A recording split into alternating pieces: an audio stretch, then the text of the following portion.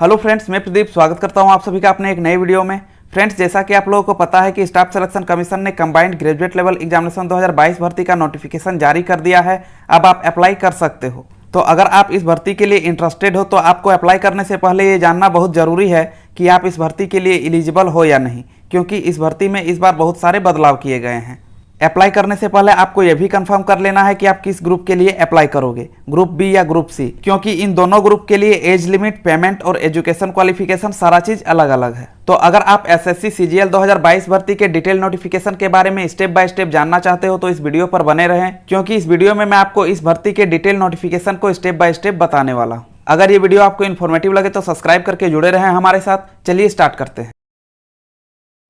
तो यही वो नोटिफिकेशन का नोटिस है जिसे स्टाफ सिलेक्शन कमीशन ने सीजीएल 2022 भर्ती के लिए जारी किया है। इस नोटिस में सबसे पहले कंबाइंड ग्रेजुएट लेवल एग्जामिनेशन 2022 लिखा हुआ है। इसके बाद इसके इंपॉर्टेंट डेट्स के बारे में दिया हुआ है। तो इस नोटिस में सबसे पहले ऑनलाइन एप्लीकेशन सबमिट करने का डेट दिया हुआ है, जो कि 17 सितंबर 2022 से लेकर 8 अक्टूबर 2022 है। यानी कि इस भर्ती के लिए आप 17 सितंबर 2022 से लेकर 8 अक्टूबर 2022 तक ऑनलाइन आवेदन सबमिट कर सकते हो। अगर आप इस भर्ती के लिए अप्लाई करना चाहते हो तो 8 अक्टूबर 2022 की रात के 11 बजे तक अप्लाई कर दें, क्योंकि अगर आप इसके बाद अप्लाई करना चाहोगे तो अप्लाई नहीं कर पाओगे। बात करें इसके ऑफलाइन चालान जनरेट करने के लास्ट डेट और टाइम का, तो ये भी है 8 अक्टूबर 2022 के रात के 11 बजे तक। यानी कि 8 अक्टूबर 2022 के रात के 11 बजे तक आप अपना ऑफलाइन चालान जनरेट कर सकते हो। बात करें ऑनलाइन फी पेमेंट करने की लास्ट डेट और टाइम का, तो ये है 9 अक्टूबर 2022 के रात के 11 बजे तक। यानी कि 9 अक्टूबर 2022 के रात के 11 बजे तक आप इस भर्ती के लिए ऑनलाइन फी का पेमेंट कर सकते हो। बात करें बैंक के द्वारा चालान के थ्रू पेमेंट करने के लास्ट डेट का, तो ये है 10 अक्टूबर 2022। यानी कि अगर आप बैंक से चालान के थ्रू पेमेंट करना चाहते हो तो 10 अक्टूबर 2022 को, जब तक बैंक खुली रहेगी तब तक आप चालान के थ्रू पेमेंट कर सकते हो। अगर ऑनलाइन अप्लाई करते टाइम आपसे कोई गलती हो जाती है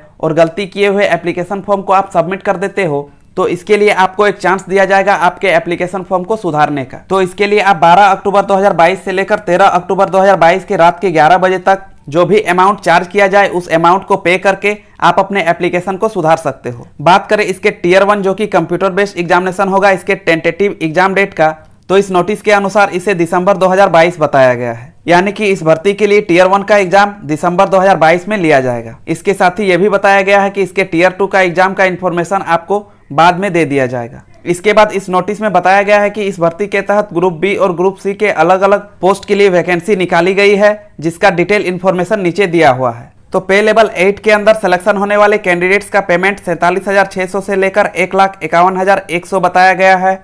इसमें असिस्टेंट ऑडिट ऑफिसर और असिस्टेंट अकाउंट्स ऑफिसर के पोस्ट भरे जाएंगे। ये दोनों post group B gazetted non ministerial level के हैं और इसके लिए एज लिमिट 30 साल रखा गया है। पे लेवल 7 के अंतर सिलेक्शन होने वाले कैंडिडेट्स का पेमेंट 44,900 से लेकर 1,42,400 बताया गया है। इसके तहत असिस्टेंट सेक्शन ऑफिसर के पोस्ट भरे जाएंगे जो कि ग्रुप बी लेवल के हैं। इसके लिए एज लिमिट 20 साल से लेकर 30 साल के बीच में रखा गया है। पे लेवल 7 के अंतर्गत और भी पोस्ट जैसे कि assistant section officer, inspector of income tax, inspector central excise, inspector preventive officer,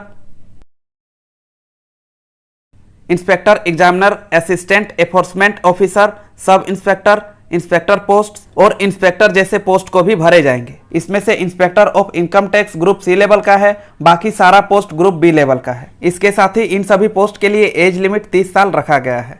पे लेवल 6 के अंदर सेलेक्ट होने वाले कैंडिडेट्स का पेमेंट 35,400 से लेकर 1,12,400 तक बताया गया है। इसके अंदर assistant, division accountant, sub inspector, junior intelligence officer और जूनियर स्टैटिस्टिकल ऑफिसर के पोस्ट भरे जाएंगे। ये सारे पोस्ट ग्रुप बी लेवल के हैं और जूनियर स्टैटिस्टिकल्स ऑफिसर को छोड़कर बाकी सारे पोस्ट के लिए एज लिमिट 30 साल रखा गया है और जूनियर स्टैटिस्टिकल्स ऑफिसर के लिए एज लिमिट 32 साल रखा गया है।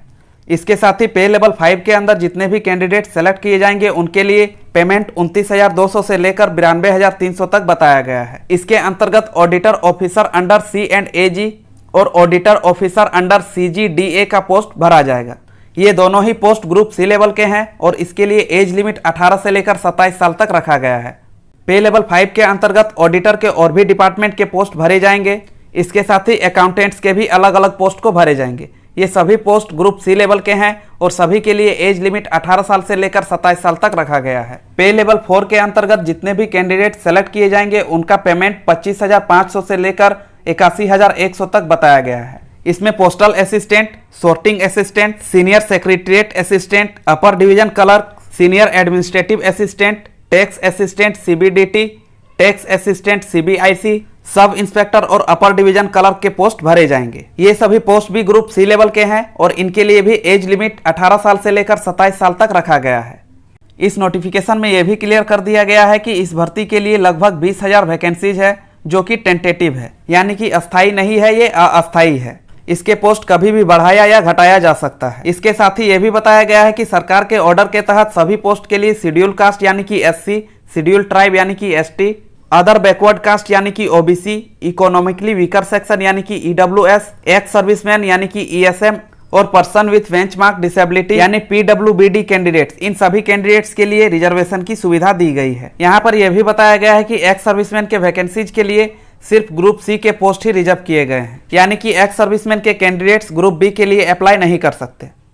बात करें इसके नेशनलिटी या सिटीजनशिप का, तो ऐसे कैंडिडेट इस भर्ती के लिए अप्लाई कर सकते हैं जो इंडिया के सिटीजन हैं या फिर subject of Nepal, subject of Bhutan, इन सभी के अंतर्गत आने वाले कैंडिडेट्स हो। इसके बाद इसमें एज लिमिट के बारे में दिया हुआ है, तो जो भी कैंडिडेट इस भर्ती के लिए अप्लाई करना चाहते हैं और उनके लिए जो भी एज लिमिट रखा गया है वो 1 जनवरी 2022 को कंप्लीट हो जाने चाहिए। कौन से पोस्ट के लिए कैंडिडेट्स का डेट ऑफ बर्थ कितना होना चाहिए, इसका डिटेल इन्फॉर्मेशन नीचे दिया हुआ है। तो जो भी कैंडिडेट 18 से लेकर 27 साल वाले एज लिमिट के पोस्ट के लिए अप्लाई करना चाहते हैं, उनका डेट ऑफ बर्थ 2 जनवरी 1995 से पहले का नहीं होना चाहिए और 1 जनवरी 2004 के बाद का नहीं होना चाहिए। जो भी कैंडिडेट 20 से 30 साल वाले एज लिमिट के पोस्ट के लिए अप्लाई करना चाहते हैं, उनका डेट ऑफ बर्थ 2 जनवरी 1992 से पहले का नहीं होना चाहिए और 1 जनवरी 2002 के बाद का नहीं होना चाहिए। जो भी कैंडिडेट 18 से 30 साल वाले एज लिमिट के पोस्ट के लिए अप्लाई करना चाहते हैं, उनका डेट ऑफ बर्थ 2 जनवरी 1992 से पहले का नहीं होना चाहिए और 1 जनवरी 2004 के बाद का नहीं होना चाहिए।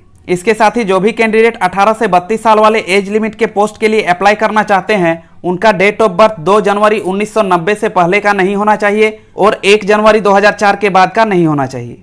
इसके बाद यहाँ पर एज में रिलैक्सेशन भी दिया गया है, यानी कि छूट दिया गया है। तो SC और ST कैटेगरी के लिए 5 साल का छूट दिया गया है, OBC कैटेगरी के लिए 3 साल का छूट दिया गया है, अनरिजर्व के अंतर्गत PWBD कैटेगरी के कैंडिडेट्स के लिए 10 साल का छूट दिया गया है, OBC के अंतर्गत PWBD कैटेगरी के कैंडिडेट्स के लिए 13 साल का छूट दिया गया है, SC ST के अंतर्गत PWBD कैटेगरी के कैंडिडेट्स के लिए 15 साल का छूट दिया गया है, एक्स सर्विसमैन के लिए 3 साल का छूट दिया गया है, डिफेंस के लिए 3 साल का छूट दिया गया है और SC ST के अंतर्गत आने वाले डिफेंस वाले कैंडिडेट्स को 8 साल का छूट दिया गया है।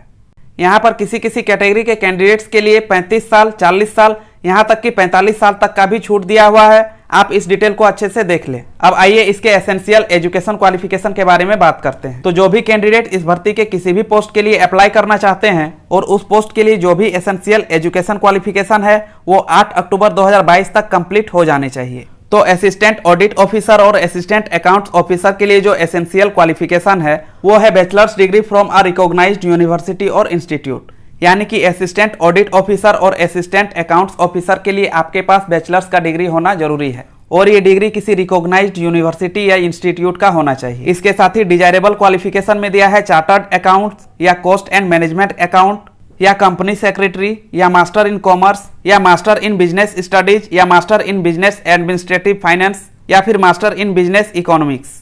इसके बाद जूनियर स्टैटिस्टिकल ऑफिसर के लिए जो एसेंशियल क्वालिफिकेशन है वो है bachelors degree in any subject from a recognised university और institute with at least 60% marks in mathematics at 12th standard level, यानी कि जूनियर स्टैटिस्टिकल ऑफिसर पोस्ट के लिए आपके पास किसी भी रिकॉग्नाइज्ड यूनिवर्सिटी से किसी भी सब्जेक्ट में बैचलर्स का डिग्री होना चाहिए। इसके साथ ही इंटरमीडिएट में मैथमेटिक्स के सब्जेक्ट में आपके 60% मार्क्स होने चाहिए, या फिर दिया है bachelors degree in any subject with statics as one of the subjects at degree level, यानी आपके पास बैचलर्स का डिग्री होना जरूरी है, ये एसेंशियल है।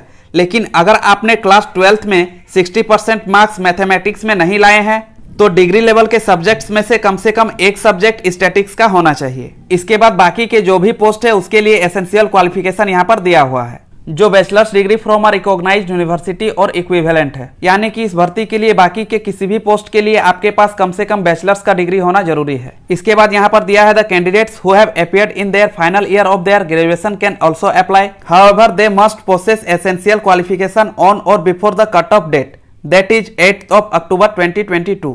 इसका मतलब यह है कि जो भी कैंडिडेट्स अपने ग्रेजुएशन के फाइनल ईयर में है वो भी इस भर्ती के लिए अप्लाई कर सकते हैं। बस आपको अपना essential qualification cut off date जो कि 8 अक्टूबर 2022 रखा गया है, इस डेट को या फिर इससे पहले ही प्राप्त कर लेना है। इस नोटिस में एप्लीकेशन फ़ी के बारे में भी जानकारी दिया हुआ है। चलिए इसके एप्लीकेशन फ़ी के बारे में जान लेते हैं। तो जो भी कैंडिडेट इस भर्ती के लिए अप्लाई करना चाहते हैं उनको 100 रुपये का पेमेंट करना होगा। अब आइए आपको बताते हैं कि एप्लीकेशन फ़ी में किस किस को छूट मिला है। तो वोमेन कैंडिडेट यानी कि जितने भी महिला कैंडिडेट हैं उनको, और ऐसे कैंडिडेट जो schedule caste, schedule tribe, persons with benchmark disabilities, ex serviceman, इन सभी कैटेगरी के अंदर आने वाले कैंडिडेट्स को एप्लीकेशन फ़ी नहीं देना होगा। एप्लीकेशन का फ़ी आप भीम यूपीआई से, नेट बैंकिंग से, वीजा से, मास्टर कार्ड से, मेस्ट्रो, रुपे क्रेडिट या डेबिट कार्ड से या फिर एसबीआई के किसी भी ब्रांच में जाके चालान जनरेट करके पेमेंट कर सकते हैं। इसके साथ ही यहाँ पर यह भी बताया गया है कि अगर आप अपने फी का पेमेंट एक बार कर देते हो तो आपके द्वारा किया हुआ पेमेंट का अमाउंट आपको रिटर्न नहीं मिल सकता है। अगर आप चाहते हो कि इस पैसे का यूज मैं अपने किसी भी अगले रिक्रूटमेंट के लिए यूज करूं तो ये भी आप नहीं कर सकते हैं। तो ये थे एसएससी सीजीएल 2022 के नोटिफिकेशन का इंपॉर्टेंट पॉइंट्स। अगर आप इस भर्ती के लिए अप्लाई करना चाहते हो तो आप इसके नोटिफिकेशन को एक बार अच्छे से पढ़ ले, इसके बाद अप्लाई करें। आज के इस वीडियो में बस इतना ही। अगर ये वीडियो आपको इन्फॉर्मेटिव लगा हो तो वीडियो को लाइक और शेयर करें। इसके साथ ही चैनल को भी सब्सक्राइब करें। धन्यवाद।